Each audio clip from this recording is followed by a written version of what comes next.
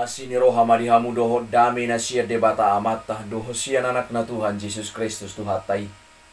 Amin. Saudara-saudara aku yang kekasih dan yang diberkati oleh Tuhan kita Yesus Kristus, mari kita bersekutu dengan firman Tuhan yang tertulis dalam kitab Wahyu pasal 15 ayat yang keempat.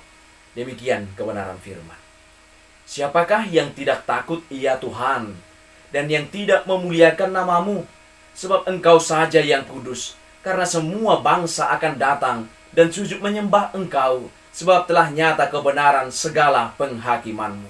Demikian kebenaran firman Tuhan. Saudara yang kekasih dan yang diberkati oleh Tuhan kita Yesus Kristus, ada kabar baik.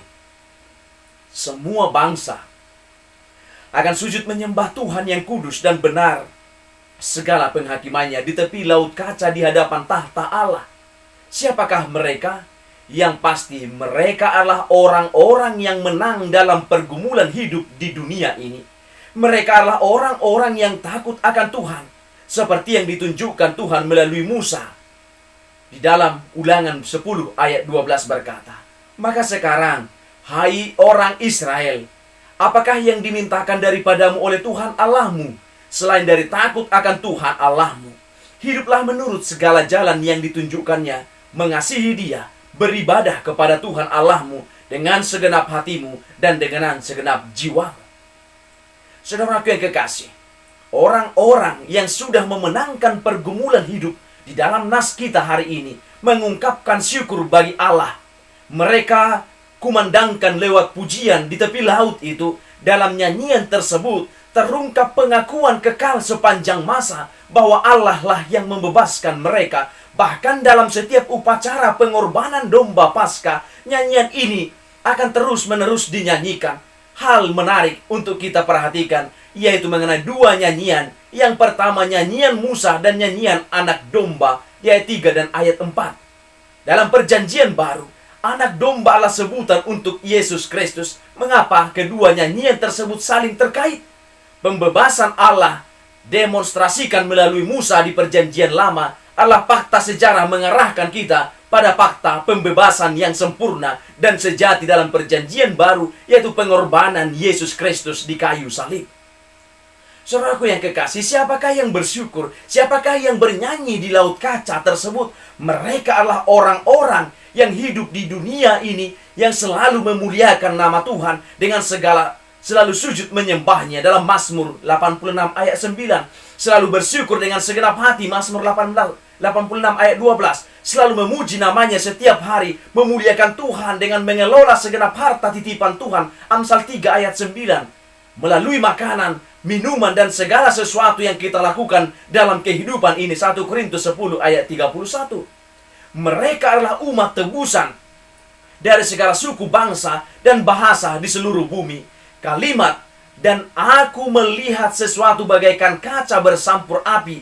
Lautan kaca melambangkan kejernihan dan transparansi, sehingga semua orang kudus dapat mengamati kebenaran dan kuasa Allah.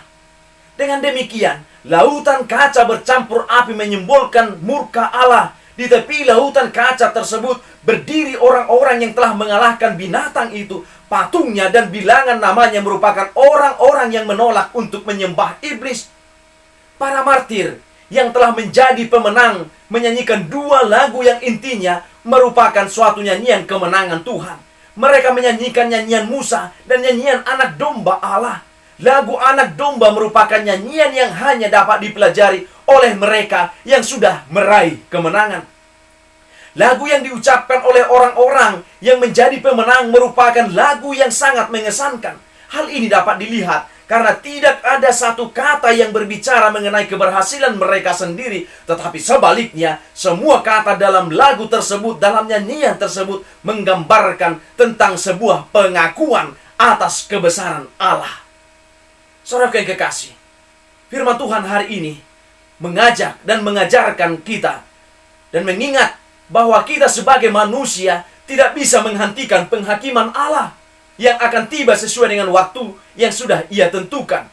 Oleh karena itu, mari sebagai orang percaya kita gunakan setiap kesempatan yang Tuhan berikan dengan senantiasa hidup benar, mengabdi kepada Allah dengan hidup kudus dan menjadi saksi yang menyatakan kuasa dan kemuliaan Allah yang sempurna.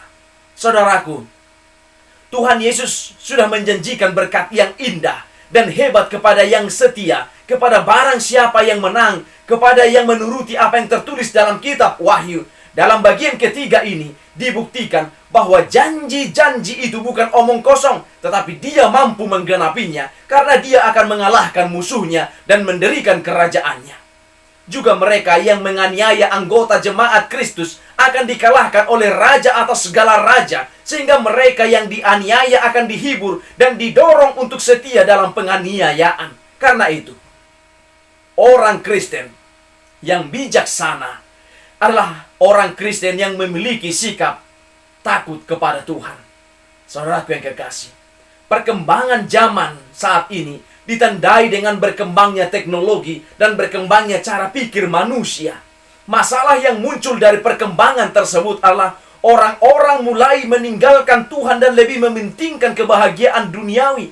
Daya tarik dari kehidupan yang modern adalah alasan utama terjadinya hal seperti ini, di mana tanpa disadari kehidupan menjadi dikuasai oleh pengaruh buruk dari kehidupan modern ini.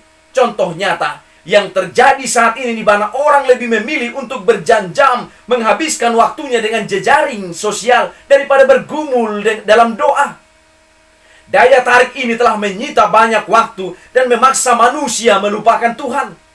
Memang pada dasarnya semua itu diciptakan dengan tujuan yang baik. Hanya saja sebagian orang tidak dapat memanfaatkannya secara baik, dan bahkan hal-hal tersebut dapat memperhamba manusia itu sendiri.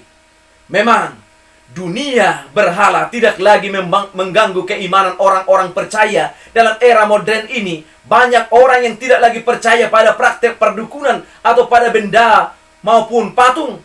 Akan tetapi, telah berubah menjadi pemberhalaan terhadap hal-hal lain seperti uang, alat-alat elektronik, kekuasaan politik, harta, dan lain-lain. Akan tetapi, dengan jelas disampaikan bahwa siapa yang tunduk di bawah kuasa dunia berarti adalah pemberontak terhadap kuasa Allah. Setiap yang memberontak terhadap Allah adalah pengikut iblis yang tidak akan menyanyikan nyanyian kemenangan.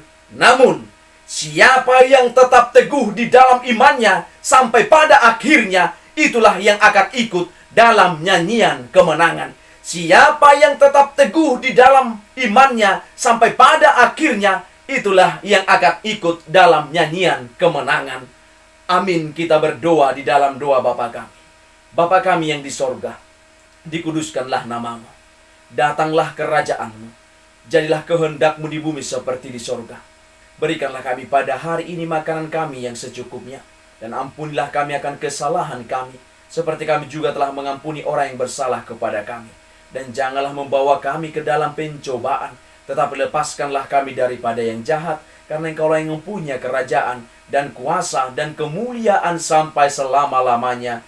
Amin. Anugerah dari Tuhan Yesus Kristus, kasih dari Allah Bapa, dan persekutuan dengan Roh Kudus, itulah yang memberkati kamu. Amin.